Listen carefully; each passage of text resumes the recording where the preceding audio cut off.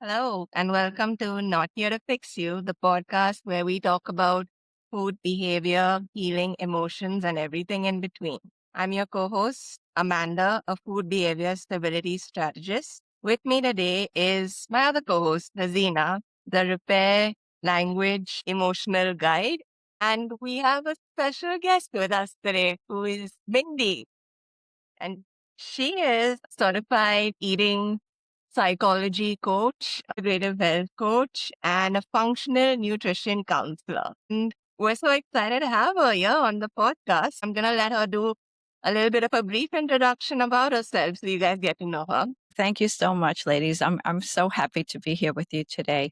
So about me, I've lived a very long storied life, but basically I want to share that for most of my adult life, I believed that my body was the problem I needed to solve.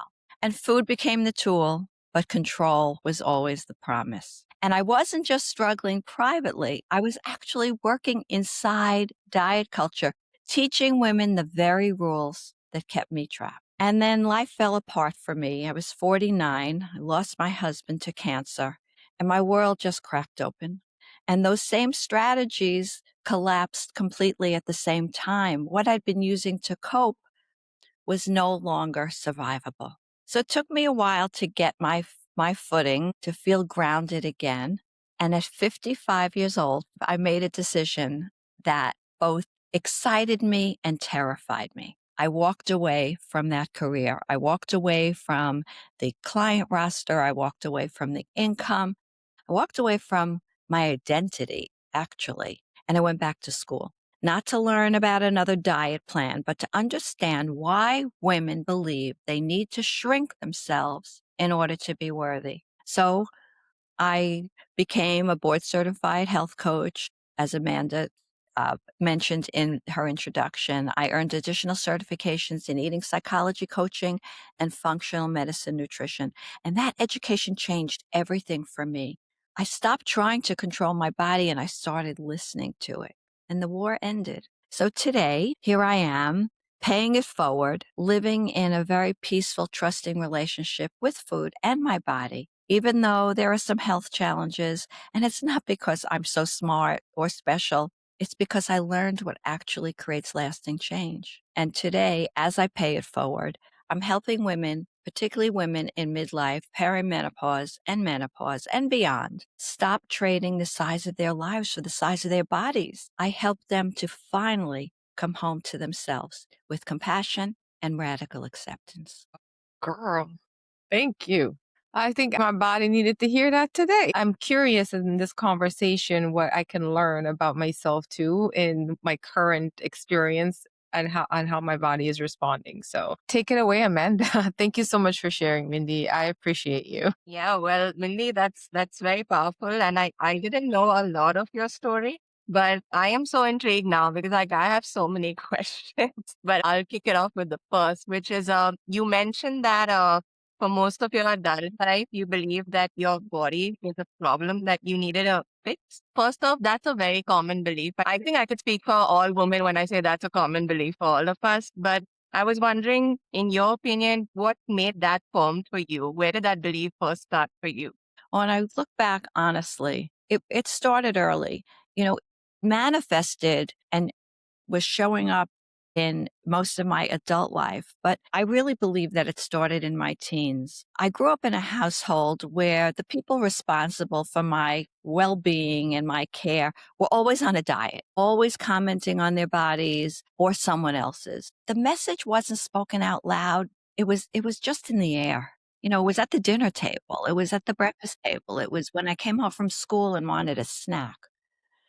That your body was something to be managed, controlled, and always improved. That thinner meant better and better meant worthy. So by the time I was in my late teens, early adulthood, I had fully absorbed that belief as fact. Beliefs are not facts, we know now, but I didn't question it. I just took it in, internalized it, and I started acting on it. I was restricting, counting calories, comparing, measuring my value basically by the size of my pants, the size of my thighs, honestly. And what's heartbreaking is that I was really a smart, capable young woman who genuinely believed the most important project I had was making myself smaller.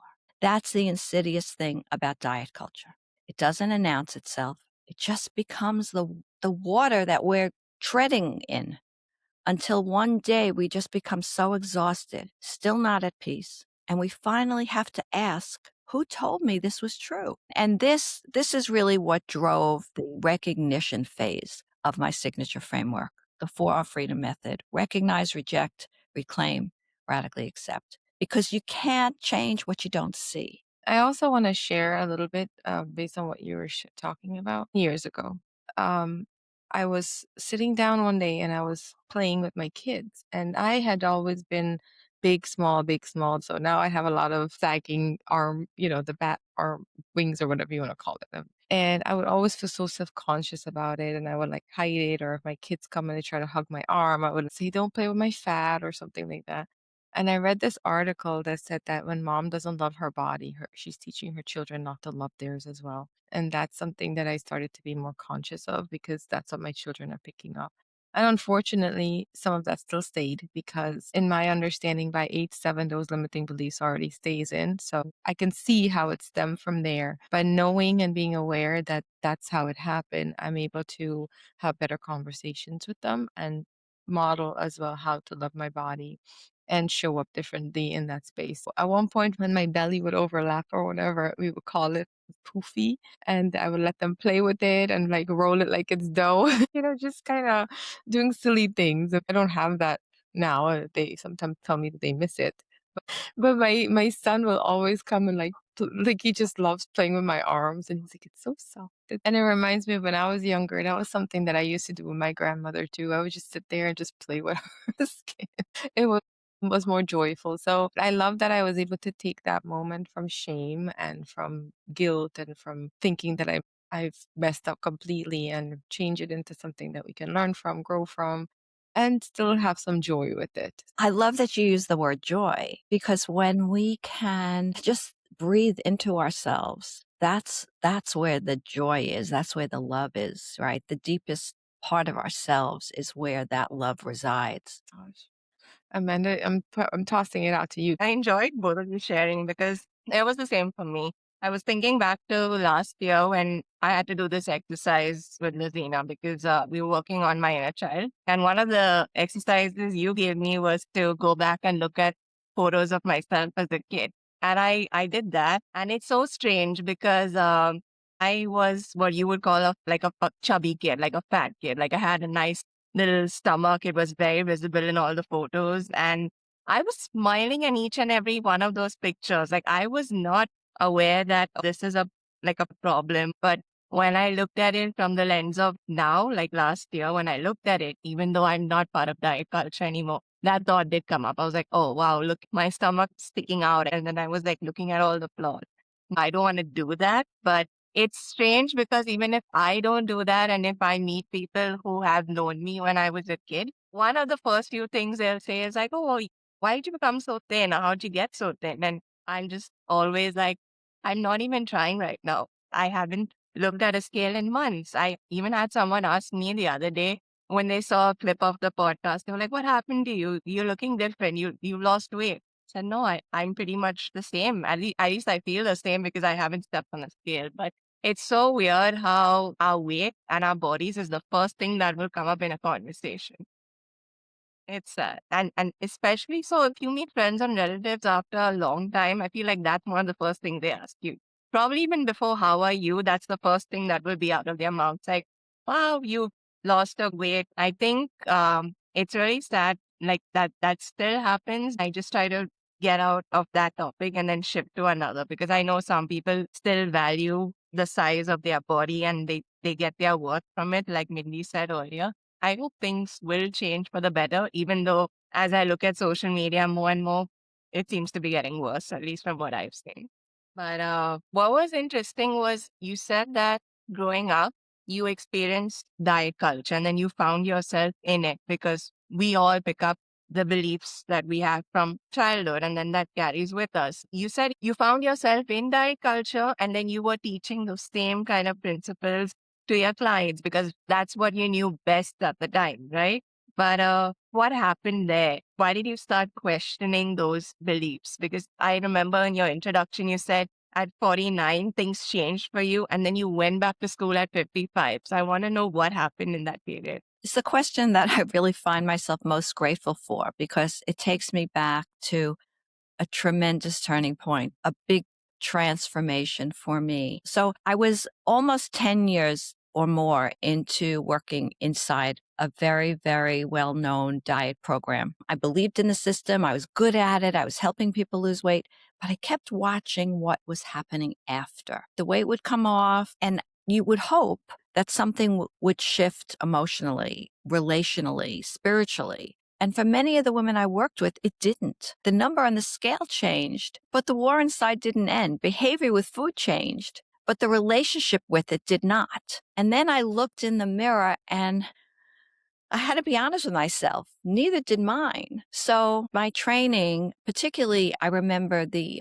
learning the health coaching. They teach you to ask questions. They teach you to engage in something called active listening. So I started asking the questions that the system really didn't have answers for, right? Why do we keep coming back? Why does the achieving of the goal not bring what we were promised? And the deeper I went into functional nutrition, understanding it's not so much what we eat, but it's what our bodies do with what we eat. The further I went into eating psychology, who are we as eaters, right? Why are we eating? How are we eating? When are we eating?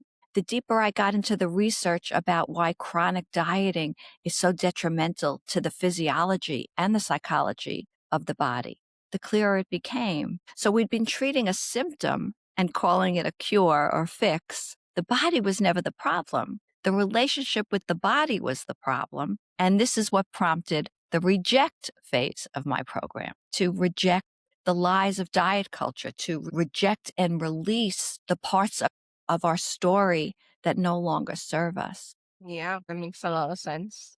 I think my experience is similar because when I went to school for nutrition, I was taught the same thing.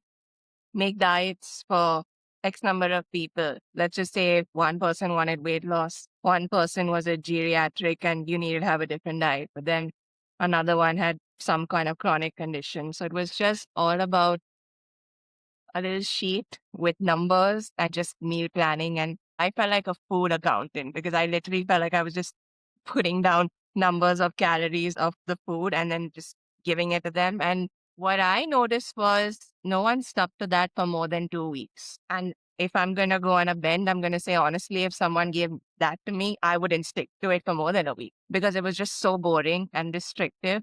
And I thought to myself, there's no wonder no one's going to actually stick to it and follow it. Eventually, you'll go back, which is why you have the yo yo weight loss, as they say.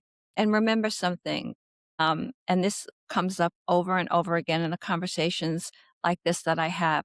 Diet culture is an industry, it's a business that profits from our self-doubt. That is beautifully said. I totally resonate with that because as you guys were sharing, I was thinking about exactly what you said. I would pick a diet and then I would try it and then I would see some success and then I'll come off of it. I never actually embody the change of the diet. But then again, it's not the diet, it's the habit, it's the belief. For me, I had so much self-doubt. I just didn't fully accept myself from a very, very young age. And this is something that Amanda and I covered. I just believed that carbs were bad. And so certain foods were bad. Like, I'm going to eat the carbs. It's going to go to my chin and my belly and my thighs. And being an Indian person, carbs is like not good for our bodies. But every single person comes with a belief, and that belief shapes every single thing in our lives. So I was rejecting myself because I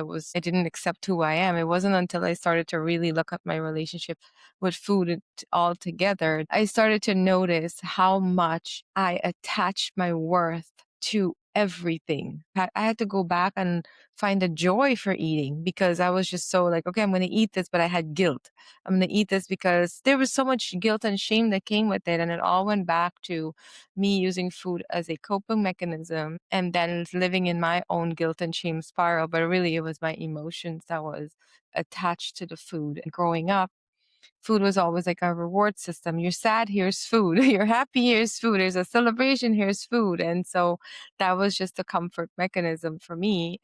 Sometimes it feels good to just kind of like, you know what, I don't want to think about anything and eat everything. But then for afterwards, I would be overcome with so much shame, and then I would go and eat more. Well, I might as well, since I'm already here. I'm already in the downward spiral. Let me continue eating. So I really think every single person has a unique structure within them. So a generalized number counting or whatever that food diet is at the moment is not really going to make a breakthrough at all. And that just has been part of my experience for me for like, I don't know, 40 years, because I just started with Amanda, what, a year or two ago, about really looking at food in my life.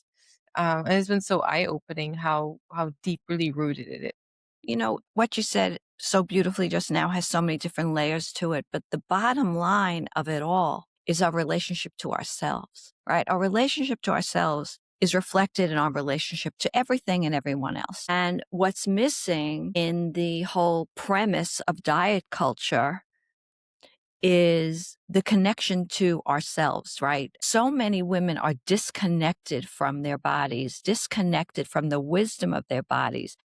We're putting all of our energy. Diet culture asks us to put all of our energy into something outside of ourselves, right? Whether it's counting, whether it's rules, whether it's eat this, don't eat that, whether it's the scale, everything outside of ourselves is telling us who we need to be. When if we can just connect to ourselves, that deepest sense of self, then we become the woman who we're meant to be before the world told us who we needed to be.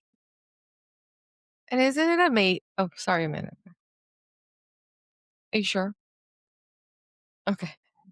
Um, I like that you say before the world told us who we needed to be. Isn't it amazing that a woman, just a woman, we look at how powerful she is and how necessary she is, and how em- like a feminine that's embodied is what changes the world. We're literally life bringers. There's so much that is within us that's powerful, but we are the ones who get kind of shut down so fast in every culture.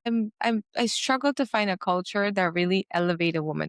Underneath it, in every culture, there's always like a little undertone of like, you're still not good enough. In my culture growing up as a West Indian person, I'm blame based. So everything is internal. I am at fault. I did this. And in another culture it can be shame based and like, you're at fault. But even in that culture, it is still the woman who takes the brunt of it, not the man. I love that we as a woman collective are starting to rise up and not like settle for that anymore. And, you know, these beliefs can start to fall apart.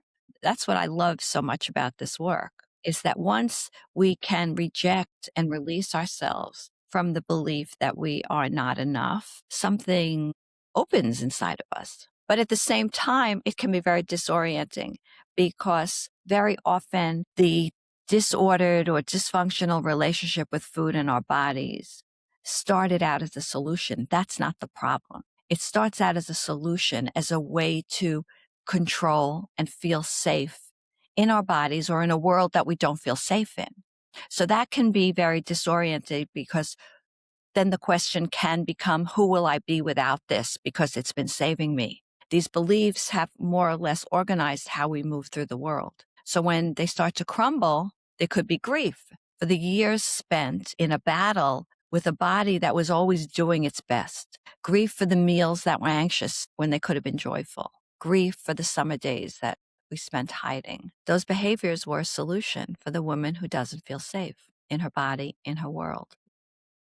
But then on the other side of that grief, there's reclamation. We can reclaim our worth. We can reclaim our health. For the first time, we can ask, what is it that I'm really hungry for? What do I actually want? What does my body need? When we connect to it, we can ask that question. And then we start to trust ourselves, that we can be trusted to eat when we're hungry and stop when we're not. And that's a huge shift. You know, women in midlife, I think the concept of midlife has expanded because we're living longer, we're living better. But midlife becomes entirely different when you stop framing it as a decline.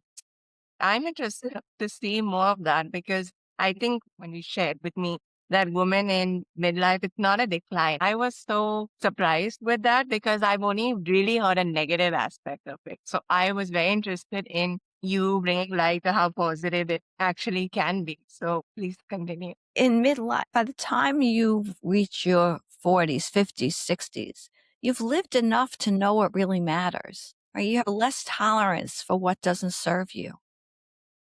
It's a kind of clarity, even an authority that's available at this stage of life that younger women are still working towards. Let's face it, when my clients finally see that, when they stop mourning who they were at 25 and 35, and they stop telling me, well, I did this one in my 30s and it worked fine. Why isn't it working now?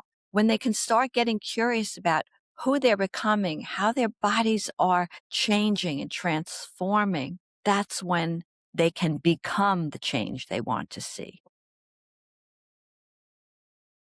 You know, as our bodies are changing and we're transforming into new stages of living, new seasons of life, our body is sending messages to us. We require to sleep differently. We're required to move differently. In many cases, we're required to eat differently. That doesn't need to be a battle. Those are messages. And when they are viewed and received openly, that's when we can reclaim our self-worth, reclaim our health, and start to accept where we need to be. And acceptance does not mean giving up. It doesn't mean never wanting to change. It doesn't mean settling. It just means this is who I am.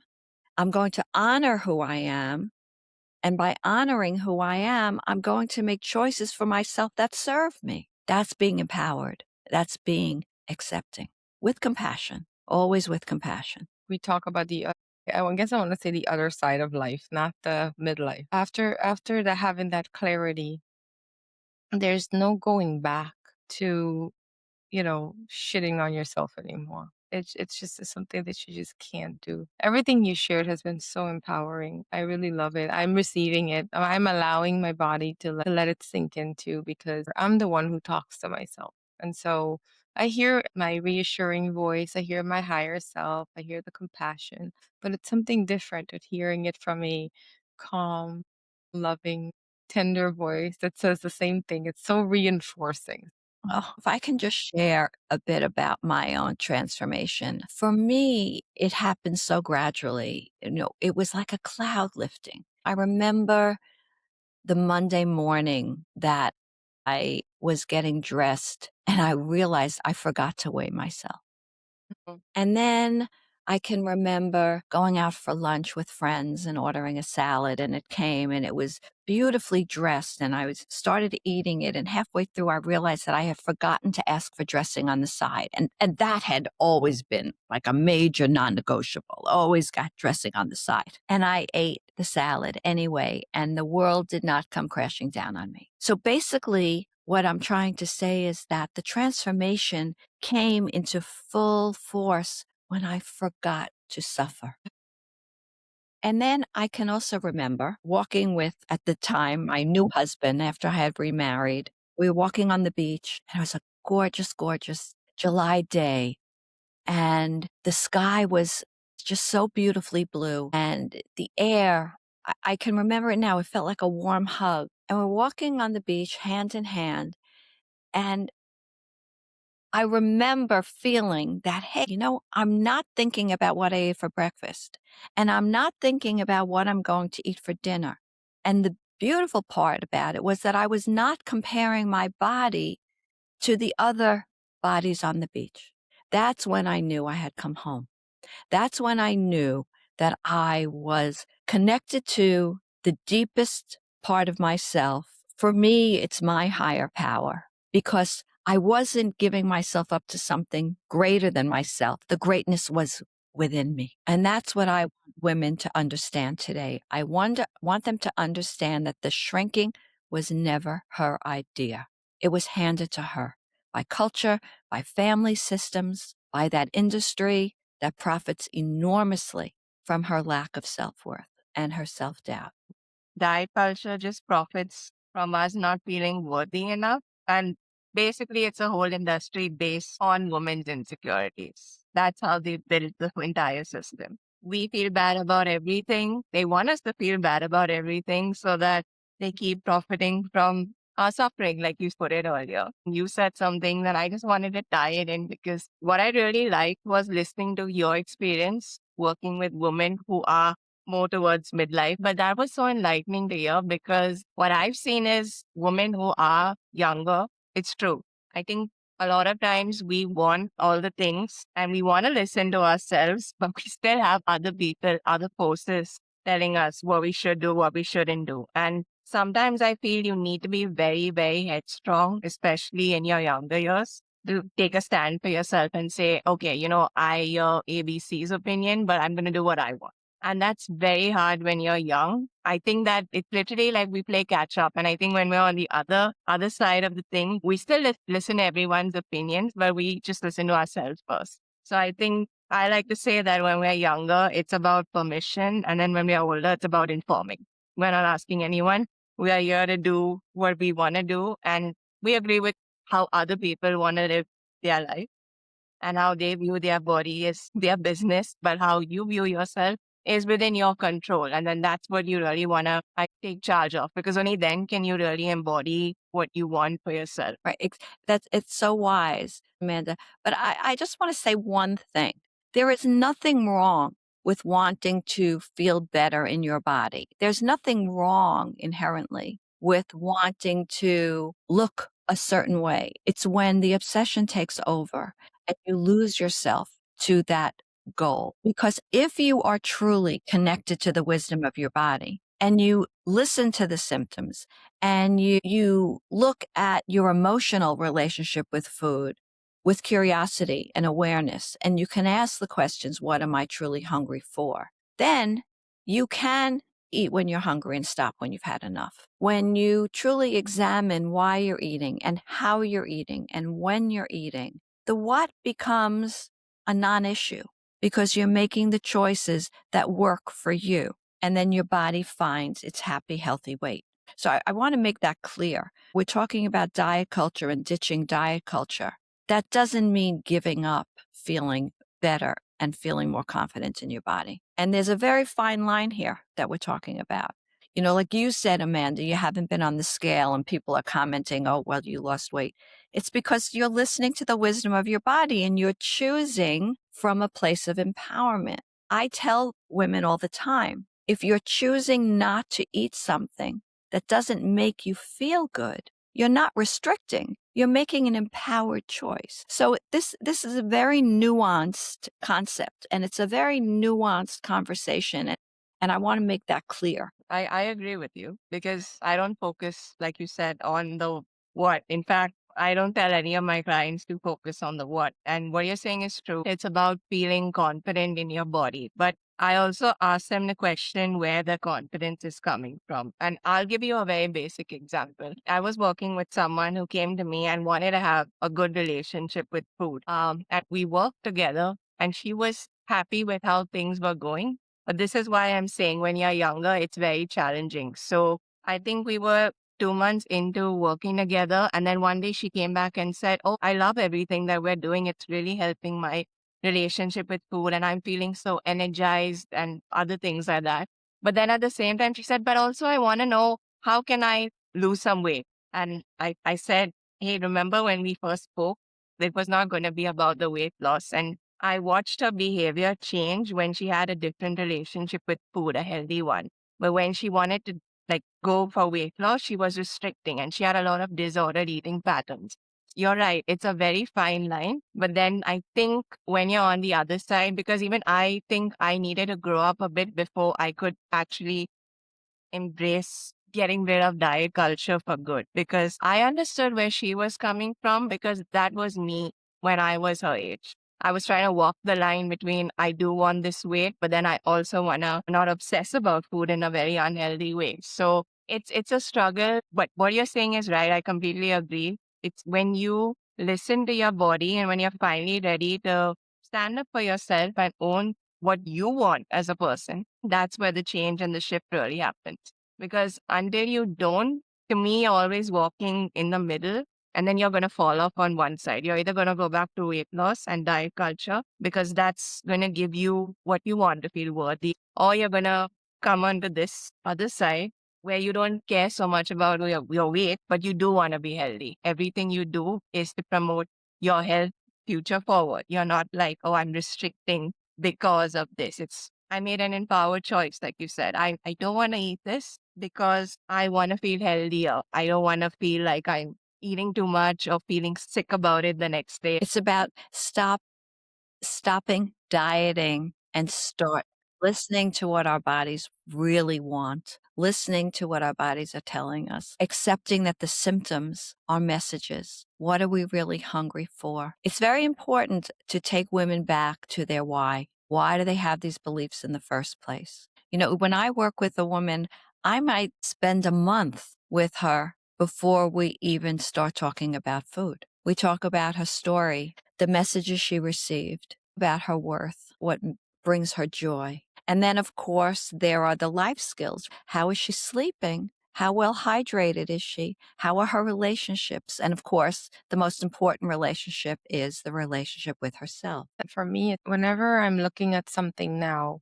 I'm looking at it from curiosity because for so long, shame has played such a big role, whether it's okay, it's our emotions. We're ashamed that we have emotions or like that deep rooted belief that we're not good enough. Those things for me started since I was 6 years old. And I understand why they started.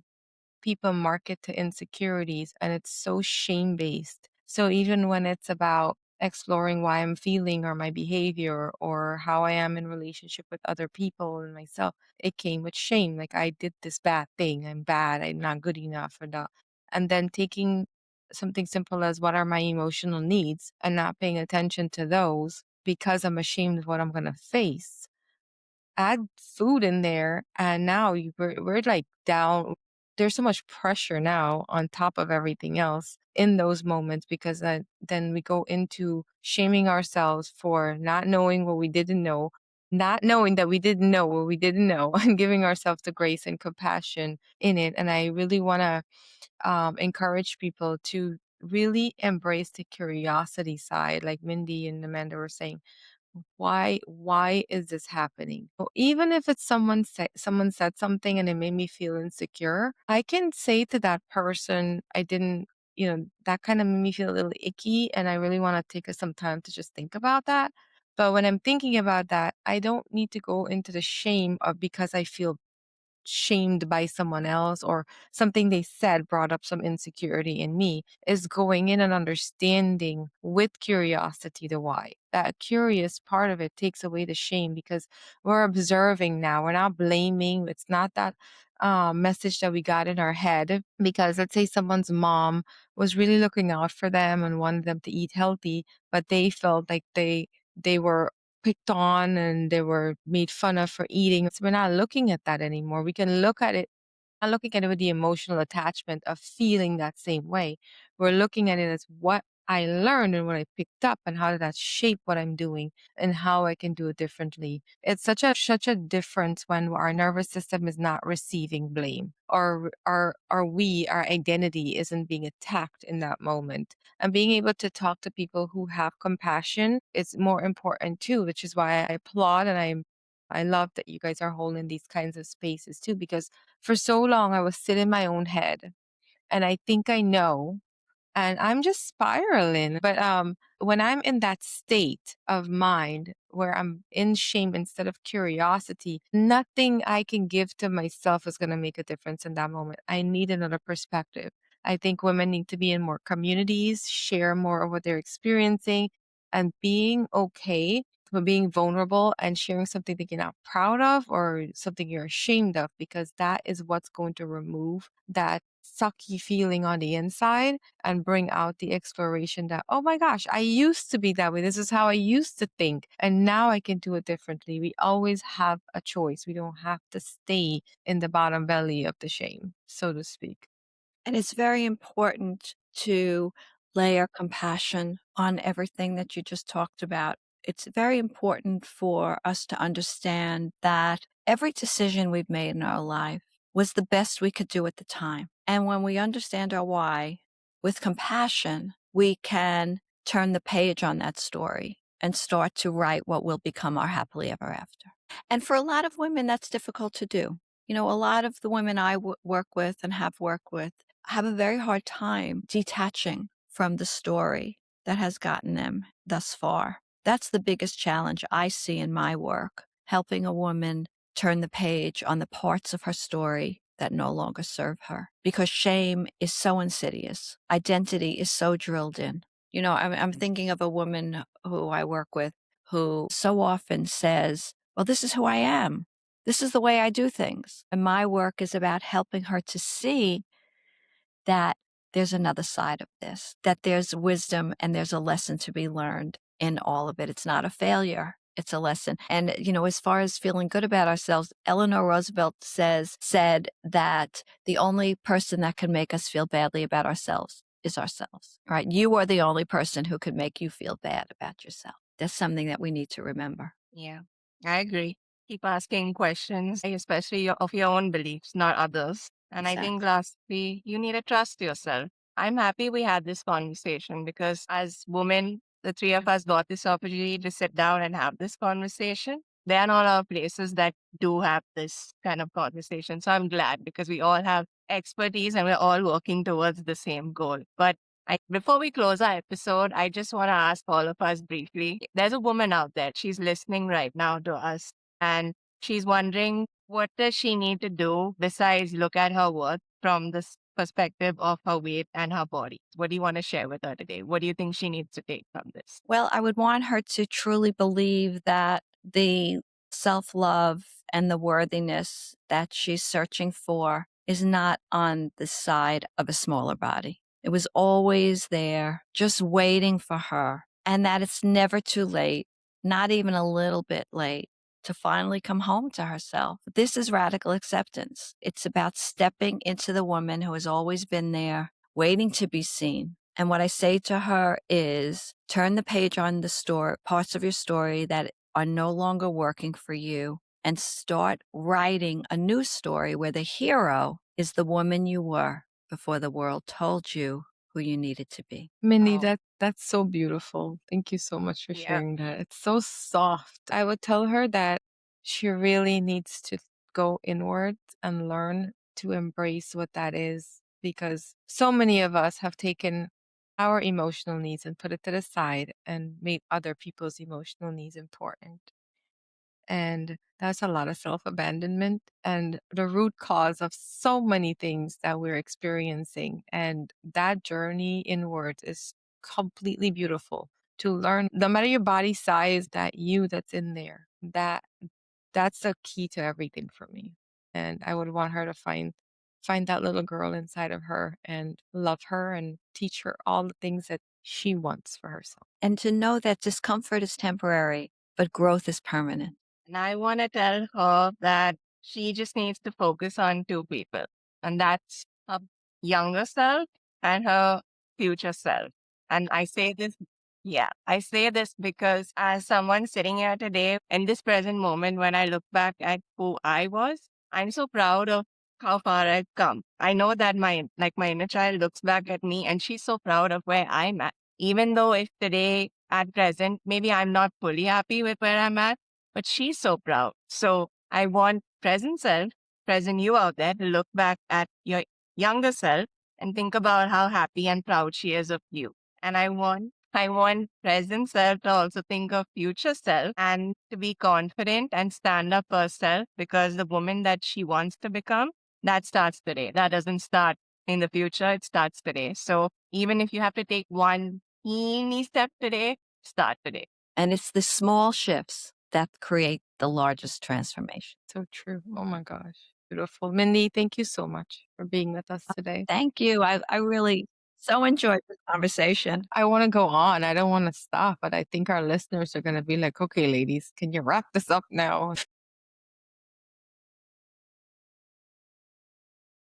These are very beautiful conversations, and I appreciate your wisdom. I absolutely adore when I see another woman standing in her truth. And what you said, Mindy, about radical acceptance, it's really, I feel like a beautiful way to just step into who you are, who you're becoming, and being, and appreciating, like witnessing our lives as if we're witnessing everyone else. Like we have to witness us too. And when we do that, we can see the all of the things that we've overcome and know that we can continue to do beautiful things. We don't have to limit ourselves. Two are just so lovely and have such grace. This was the greatest way I could think of starting my day. So, as we wrap up our conversation, uh, we are going to put all of Mindy's information in our show notes so you can contact her should you need some of her wisdom and follow her and everything that she does. And we love inspiring women. We love inspiring people, but especially women. They have a soft spot here. And if this episode resonates with you, please share it with someone. We love if you can like go and subscribe and like our stuff because the more visibility we get, the more we can share this beautiful knowledge. And thank you again. Just to remember, we're very, very clear with this. We are not here to fix you. We're just here to love you along the way because we're also on this journey together. And we will see you on our next episode.